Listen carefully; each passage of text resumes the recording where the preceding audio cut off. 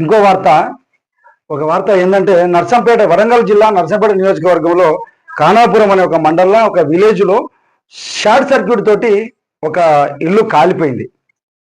ఆ కాలిపోతే వాస్తవానికి ఏం చేస్తారంటే అక్కడ ఉన్నటువంటి దాతలు వాళ్ళు వీళ్ళు కుటుంబ సభ్యులు లేకపోతే బంధువులు ఇంకెవరైనా వచ్చేసి అయ్యో ఇల్లు కాలిపోయింది అని చెప్పేసి వాళ్ళను ఓదారుస్తారు. వాళ్ళకు అన్ని విధాలు చూసుకుంటారు. లేకపోతే అధికారులు ఉన్నటువంటి నాయకులు పోయి దానికి సంబంధించినటువంటి విషయాలను చూస్తూ ఉంటారు, అధికారులు పోయి చూస్తూ ఉంటారు. కానీ అదే నర్సంపేట ప్రాంతానికి చెందినటువంటి ఒక యువకుడు జనతా ట్రస్ట్ అనేది ఒకటి పేరు పెట్టుకొని కొద్దిమంది యువకులను కూడగట్టుకొని చాలా కార్యక్రమాలు చేస్తూ ఉన్నారు. ఆయనే రాణా ప్రతాప్ రెడ్డి. ఆ ఇంటికి కాలిపోవడం వల్ల వాళ్ళు ఇంటి నిర్మించుకోవడానికి మళ్ళీ ఇబ్బందులు పడుతూ ఉన్నారు కాబట్టి దాతల సాయం కోరుతా ఉన్నారు అని చెప్పేసి ఆ గ్రామంలో ఉన్నటువంటి యువకుల ద్వారా ఆ విషయాన్ని తెలుసుకొని ఆయనకున్నటువంటి ట్రస్ట్ ద్వారా కొద్దిమంది వ్యక్తులను కూడగట్టుకొని ఆ ఇంటికి ఎన్నైతే అవసరమో అన్ని రేకులు ఏర్పాటు చేసి వాళ్ళకి దానికి సంబంధించిన పదార్థాలను అన్ని ఇచ్చేసి వాళ్ళకు ఆర్థిక సహాయం కూడా అందించినటువంటి మనసున్న ఒక యువ నాయకుడిగా పేరుంటా ఉంటది. ఈ రోజు ఏ ఆపద వచ్చినా కూడా నాయకుడు వాడు ఉన్నటువంటి ప్రజలంతా అధికారంలో ఉన్న నాయకుల పైన అది వాళ్ళ చేతులనే భరోసా కోసం ఎదురు చూస్తూ ఉంటారు. కనీసం ఈయనకు, ఈ వ్యక్తికి కనీసము ఎలాంటి అధికారం లేదు, కానీ ఆ ప్రజలంటే మాత్రం ప్రేమ ఉన్నట్టు అనిపిస్తూ ఉన్నది. ఎవరా ఈ రోజులలో చేసేది? ఒక సొంత వ్యక్తులు పోతేనే అయ్యో మీద పడుతుందేమో, ఒక భారం మా మీద పడుతుందని చెప్పేసి తప్పుకునే సందర్భంలో ఈ యువకుడు రాణా ప్రతాప్ రెడ్డి అనే ఒక యువకుడు ఏ అధికారం లేనప్పటికీ ఒక ట్రస్ట్ ద్వారా వాళ్ళకి సంబంధించినటువంటి రేకులను అందించిండు, వాళ్ళకు గూడు ఏర్పాటు చేసిండు. ఇలాంటి గొప్ప నాయకులు ఉండాలని చెప్పేసి ఆడున్నటువంటి వాళ్ళు కుటుంబ సభ్యులు ఉన్నటువంటి ప్రజలు కోరుకుంటా ఉన్నారు. ఎందుకంటే సమాజానికి మంచి జరగాలి. ఇప్పుడు మనం ఎన్నుకునే నాయకుని వల్ల మంచి మేలు జరగాలని కోరుకుంటాం. కానీ ఎలాంటి అధికారాలు లేవు, ఎలాంటిది లేదు.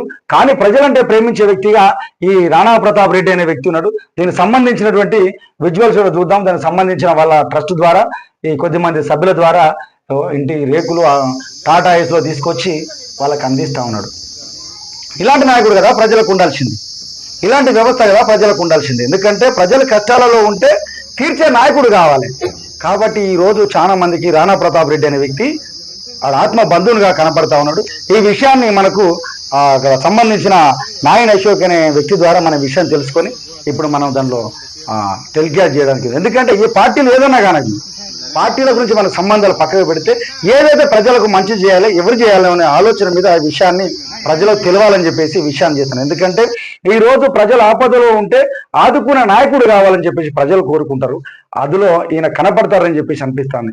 రాణా ప్రతాప్ రెడ్డి భాయ్ నీకు మాత్రం అప్రిషియేట్ చేయొచ్చు. ఎందుకంటే ఎవరన్నా ఏదన్నా చిన్న సమస్యను తప్పించుకోవడం పడే సందర్భంలో ఉన్నారు. మీరు మాత్రం అలాంటి కుటుంబాలను ఆదుకున్నందుకు మీకు మాత్రం టిఆర్ నిజం నుంచి ధన్యవాదాలు తెలియజేస్తున్నాం. మీలాంటి నాయకులు ఉండాలి. ఇంకోటి సమాజంలో కూడా ఇలాంటి నాయకులు తయారు కావాలని చెప్పేసి అనుకుంటా ఉన్నాం. ఆయన పార్టీ ఏదైనా కానివ్వండి, మనకు పార్టీతో పని లేదు.